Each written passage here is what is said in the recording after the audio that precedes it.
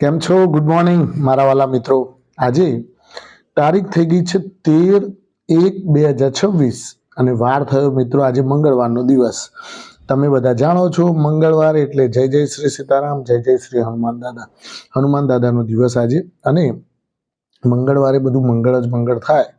આજે મંગળવાર છે અને પાછું યુએસ અને ઇન્ડિયા ટ્રેડ ડીલ માટેની આજે ચર્ચા પણ થવાની છે. લગભગ પોઝિટિવ આઉટલુક આવે તો છોતરા કાઢી નાખશે બજાર. કાલે આની અસર તો આવી ગઈ. કાલે લગભગ 200 નિફ્ટી માઇનસ કર્યા પછી જે સડસડાટ રિકવરી આવીને 105 અંકની પોઝિટિવિટી જોવા મળી. જોયું ને બધાએ કાલે કેવી ભયાનક એક જ સ્ટેટમેન્ટ અમેરિકાના રાજદૂતનું, એક જ સ્ટેટમેન્ટ કે ભાઈ સોરેલનું કે ભાઈ આ ટ્રેડ ડીલ ઉપર અમે પોઝિટિવ રીતે આગળ વધી રહ્યા છીએ અને આના ઉપર વિસ્તૃતમાં ચર્ચા આવતીકાલે કરીશું. બજારને સીધું સાંભળ્યું નહીં કે દોડ્યું નહીં, ખરું ને મિત્રો? એટલે લોકોને ટ્રેપ પણ કરવામાં આવે. લોકો કાલે વેચવાલી કરવા માંડ્યા હતા, ડરના માર્યા.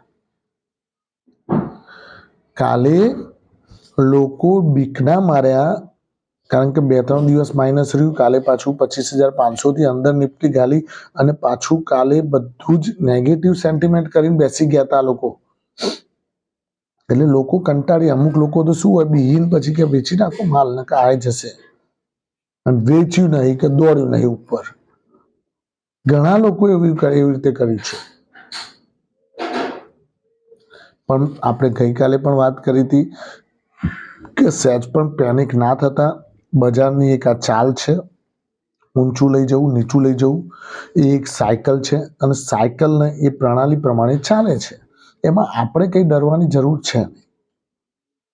બજારની પ્રણાલી છે આ, કે નીચું લઈ જવું, નીચું લઈ ગયા પછી ઉપર લઈ જવું, પછી ઉપર ખોલીને પાછા નીચે ફેંકવું. આ બધું એમની પ્રણાલી છે. આપણું કામ છે નીચું આવે એટલે બોલે આગળ થોડું રોકાણ કરવું. નીચું ભાવ મળે સારો શેર કંપનીનો, એને પાછું રોકાણ કરવા. બસ આ જ કામ કરવાનું, ખરું ને મિત્રો? ગઈકાલે રિલાયન્સ ઇન્ડસ્ટ્રીઝ કેટલો નીચો આવ્યો. જેણે પણ લીધા હોય એને બેસ્ટ પ્રાઇઝમાં મળ્યા કહેવાય, બરાબર ને મિત્રો? હવે વાત કરીએ આપણે ગઈકાલે બજાર કેવું રહ્યું એના ઉપર ફટાફટ આછી પાતળી માહિતી લઈ લઈએ. અને 2 શેર એવા મસ્ત આપવાનો છું આજે કે એની બુક વેલ્યુ કરતાં અડધા ચાલે છે. એની બુક વેલ્યુ કરતાં અડધા ભાવના થઈ ગયા છે. આ 2 શેર ઉપર ધ્યાન રાખજો. હું તમને એ 2 શેરના નામ પણ આપવાનો છું. એના ઉપર ખાલી તમારે ધ્યાન રાખવાનું છે. લેવાની કોઈ તમને અમે કહેતા નથી કે તમે લઈ લો, પણ ખાલી ધ્યાન રાખજો, રડારમાં રાખવાનું. જ્યારે તમને ફાઇનાન્શિયલ એડવાઇઝરને પૂછીને એ કહે તો તમારે એમાં ઇન્વેસ્ટ કરી શકાય. આપણે ગઈકાલે જોયું તો નિફ્ટી 107 અંકના વધારા સાથે 25,790 અંક બંધ જોવા મળી. સાયકોલોજીકલ લેવલ છે 25,700 એની ઉપર બંધ જોવા મળી છે, એટલે થોડી રાહતના શ્વાસ કહી શકાય. સેન્સેક્સ પણ 301 અંકના વધારા સાથે 83,878 અંક બંધ જોવા મળ્યો. એફઆઈઆઈડીઆઈના ડેટા જોઈ લઈએ તો એફઆઈઆઈએ મિત્રો 3638 કરોડની કેશ માર્કેટમાં વેચવાલી કરી. ડીઆઈઆઈએ પણ 5839 કરોડની કેશ માર્કેટમાં ખરીદારી કરી.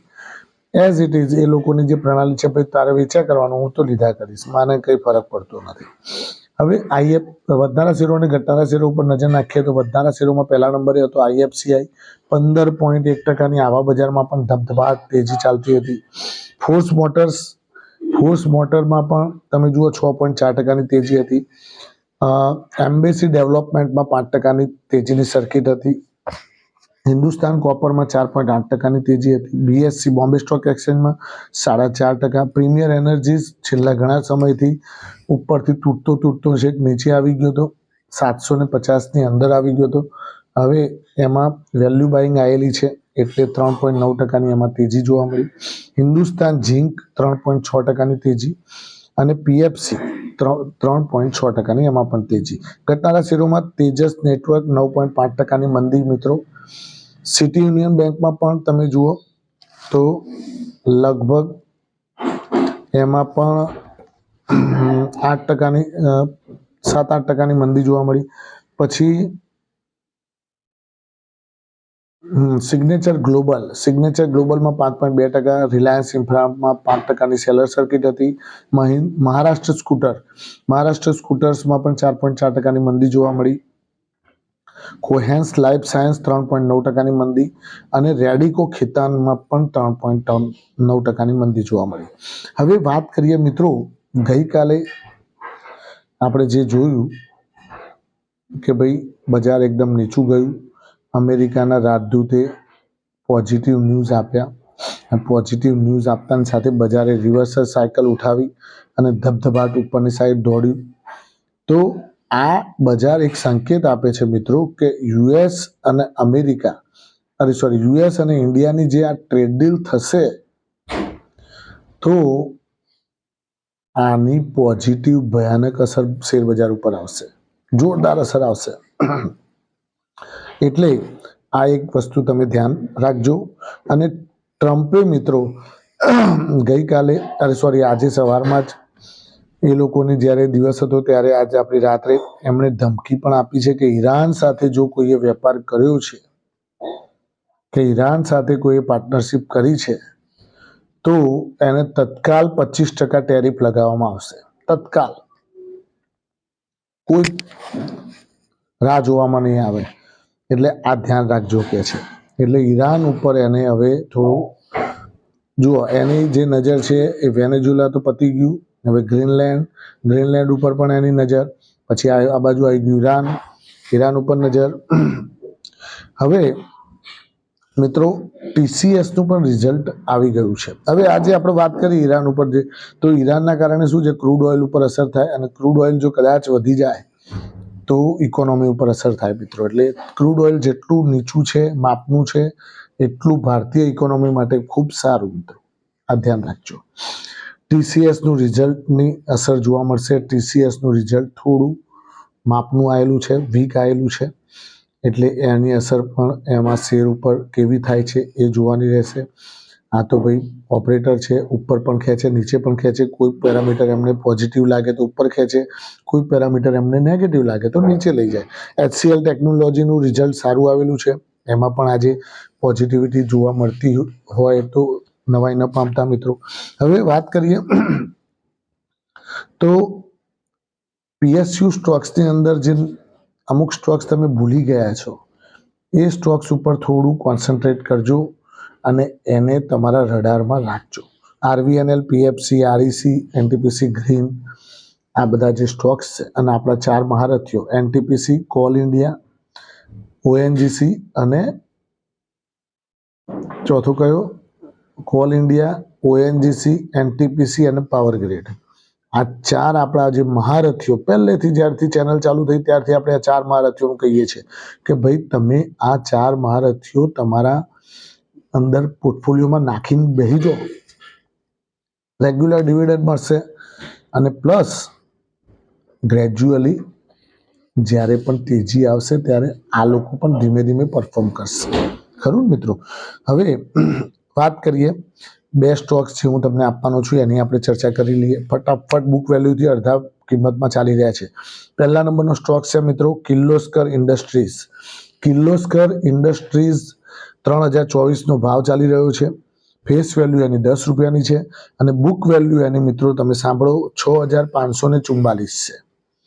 6544ની બુક વેલ્યુ. એટલે ત્યાં આગળ બુક વેલ્યુ જેટલી પણ હોય એટલી પ્રાઇસ ની કેપેબિલિટી એની છે મિત્રો, એ શેરની લઈ જવાની. હવે ક્યારે લઈ જાય એ એમના હાથમાં છે, પણ એના કરતાં અડધો ચાલે છે, એટલે આપણા માટે સારું કહી શકાય મિત્રો. પછી બીજા નંબરનો સ્ટોક છે મિત્રો મહારાષ્ટ્ર સ્કૂટર, જે ગઈકાલે પણ 4.4% તૂટ્યો છે.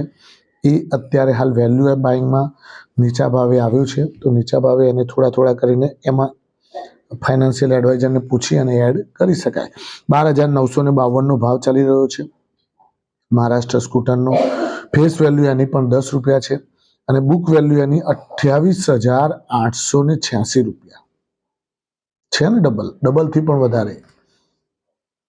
એટલે આ બંને સ્ટોક્સ ઉપર તમે કોન્સન્ટ્રેટ કરજો ફ્યુચર માટે. લાંબા ગાળા માટે નીચા ભાવે જ્યારે પણ તમને મળે ત્યારે તમારા ફાઇનાન્શિયલ એડવાઇઝરને પૂછી અને પછી એમાં તમે તમારી કેપેબિલિટી પ્રમાણેનું એમાં ઇન્વેસ્ટમેન્ટ કરી શકો છો. Thank you. ખૂબ ખૂબ આભાર. આજનો દિવસ તમારા માટે શુભ રહે, લાભદાયી રહે, ફળદાયી રહે. અને ઇન્ડિયાની ને અમેરિકાની જો ટ્રેડ ડીલ થઈ ગઈ અને આજે જ જો સ્ટેટમેન્ટ આવી ગયું, બોસ ફાટી જશે બજાર. Thank you. ખૂબ ખૂબ આભાર.